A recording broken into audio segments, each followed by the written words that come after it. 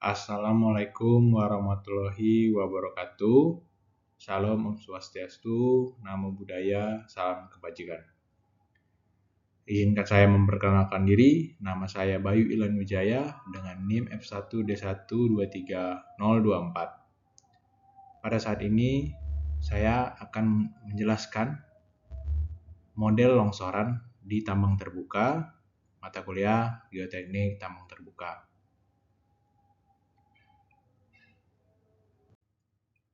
Yang pertama, tujuan daripada presentasi ini yaitu dalam industri pertambangan, kestabilan lereng sangat penting karena kegagalan lereng dapat menyebabkan korban jiwa.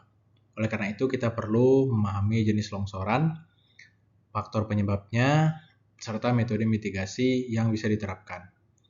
Kemudian, saya akan membahas tentang 4 jenis longsoran. Nah, yang pertama di sini adalah longsoran busur. Nah, longsoran busur itu sendiri atau yang biasa disebut circular failure, adalah jenis longsoran yang terjadi ketika massa tanah atau batuan bergerak di sepanjang bidang yang membentuk melengkung. Umumnya terjadi pada tanah yang homogen, seperti tanah lempung. Faktor daripada penyebabnya adalah curah hujan yang tinggi, di mana air masuk ke dalam tanah dan meningkatkan tekanan air pori sehingga tanah kehilangan kekuatannya. Kemudian sudut lereng yang curam, jika kemiringan terlalu tinggi, gaya gravitasi yang menarik tanah ke bawah semakin besar. Kemudian tekanan air pori meningkat. Air yang terperangkap dalam tanah meningkatkan kemungkinan longsor. Kemudian metode analisis daripada longsoran ini biasanya menggunakan diagram Moore-Coulomb, digunakan untuk menganalisis kestabilan lerengnya berdasarkan kohesi tanah dan sudut gesekan dalamnya.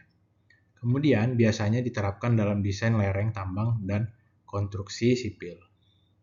Nah, contoh kasusnya pada longsoran busur ini yaitu longsoran di Bukit Rambia, Lampung pada tahun 2020.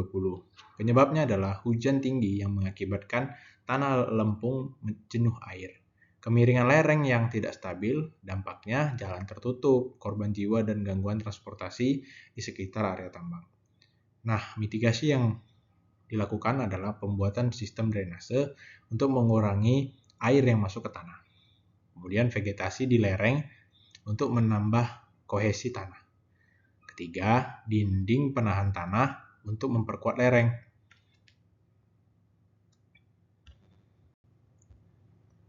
Selanjutnya, kita lanjut. Nah, ini adalah kasus longsoran di Bukit Rumbia. Kemudian kita lanjut ke longsoran bidang. Nah, definisi longsoran bidang ini terjadi atau yang biasa disebut planar failure ini merupakan jenis longsoran yang terjadi ketika massa batuan bergerak di sepanjang bidang diskontinuitas yang sejajar dengan lereng. Biasanya terjadi pada batuan berlapis atau yang memiliki bidang lemah alami.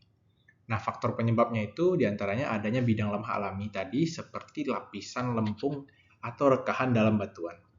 Nah, kemudian curah hujan yang tinggi yang mengurangi gesekan antara bidang batuan. Kemudian aktivitas manusia seperti peledakan tambang atau pemotongan lereng yang mengganggu keseimbangan alami. Metode analisis yang dilakukan adalah menggunakan pemetaan bidang diskontinuitas untuk menentukan sudut kritis di mana longsoran dapat terjadi. Nah, contoh kasusnya adalah tambang batu bara di Samarinda pada tahun 2018. Penyebabnya adalah kombinasi dari bidang tanah yang lemah alami dan curah hujan tinggi. Dampaknya kerusakan area tambang dan ancaman bagi pekerja. Mitigasi yang dilakukan adalah pemantauan lereng menggunakan sensor kestabilan, pemasangan soil nailing untuk memperkuat lereng, sistem drainase untuk mengurangi air yang masuk ke dalam lereng. Selanjutnya adalah longsoran baji. Nah, definisi longsoran baji atau biasa disebut wedge failure terjadi ketika dua bidang diskontinuitas bertemu membentuk sudut, sehingga memungkinkan batuan bergerak ke bawah. Nah, faktor penyebabnya adalah salah satunya struktur geologi yang memiliki rekahan alami, beban tambahan dari aktivitas pertambangan yang melemahkan stabilitas batuan. Kemudian gempa bumi atau getaran dari alat berat yang mempercepat longsor. Metode analisisnya adalah analisis kinematika untuk menentukan kemungkinan terjadinya longsoran berdasarkan orientasi bidang rekahan. Contoh kasusnya ada di Tambang Grasberg di Papua tahun 2003.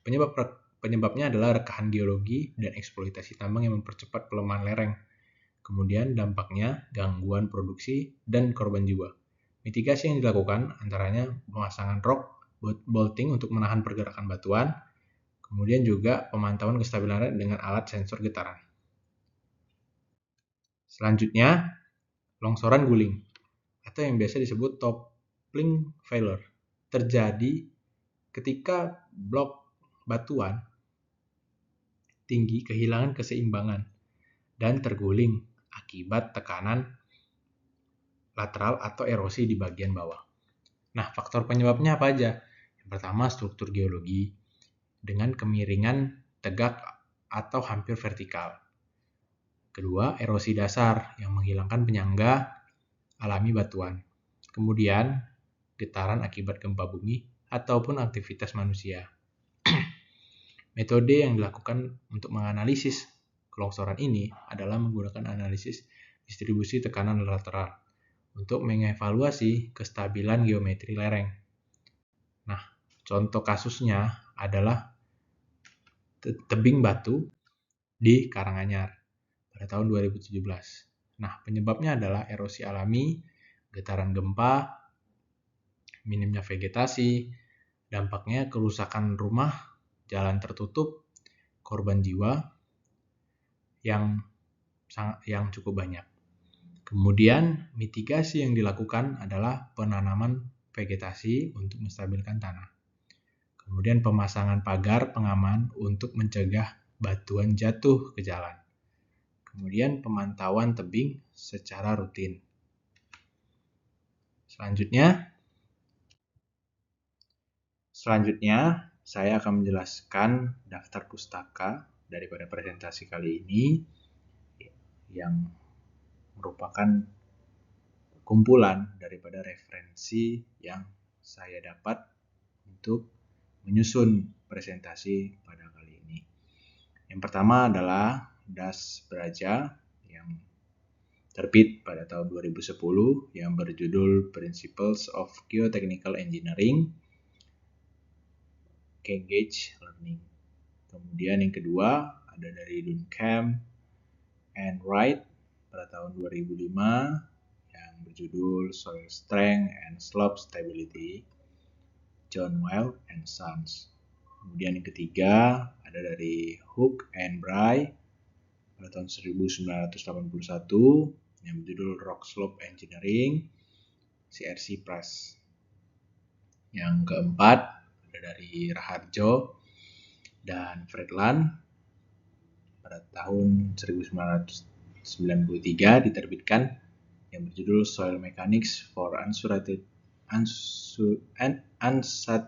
Soils, John Well and Sons. Kemudian yang kelima ada dari Badan Geologi Indonesia yang diterbitkan pada tahun 2020 yang merupakan laporan kejadian longsor di Bukit Rumbia, Provinsi Lampung.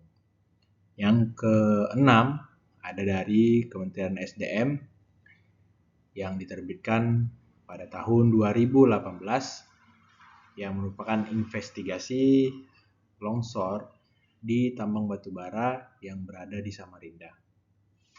Dan yang ketujuh,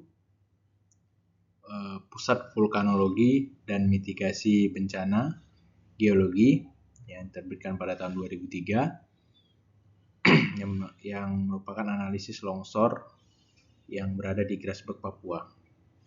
Kemudian yang terakhir, saya mendapatkan data juga dari BNPB terkait laporan longsor tebing Karanganyar. Nah,